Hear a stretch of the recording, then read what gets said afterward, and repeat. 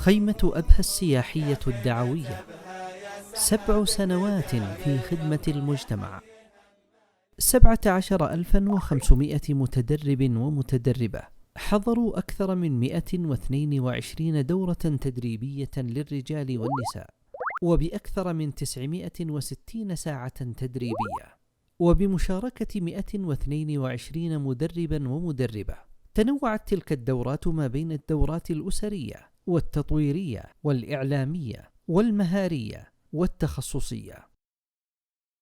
ولأول مرة على مستوى الملتقيات في المملكة أقيمت دورات متخصصة للأشبال والفتيان يقدمها مدربون من نفس الفئة العمرية.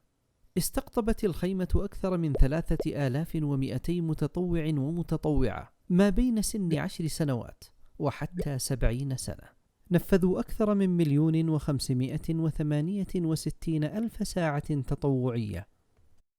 شارك في الخيمة أكثر من 124 محاضرا من الدعاة والعلماء وطلبة العلم عبر عناوين تناولت حلولا للمشكلات الأسرية وقضايا المجتمع والأمن الفكري وتحصين الشباب والأخلاق والسلوك والتربية والوعظ والإرشاد والتثقيف العقدي. أسلم في الخيمة أكثر من 92 رجلا وامرأة.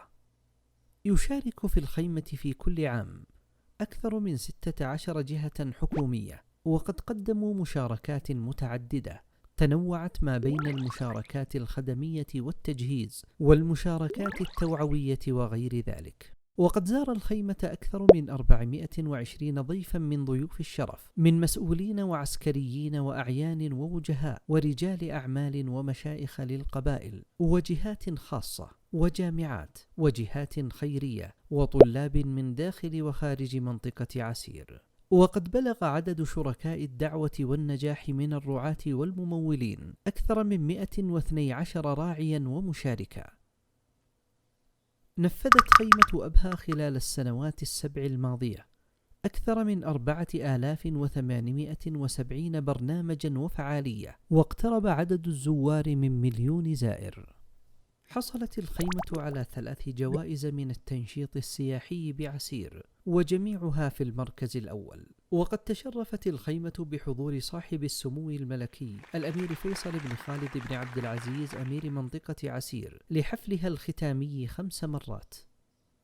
استفاد من خبرات الخيمة ونماذجها ووثائقها ومستنداتها أغلب المخيمات والملتقيات الدعوية والاجتماعية في المنطقة، وعدد من الملتقيات المماثلة خارجها أيضا. خيمة أبها السياحية الدعوية، بكم تزهو ليالينا.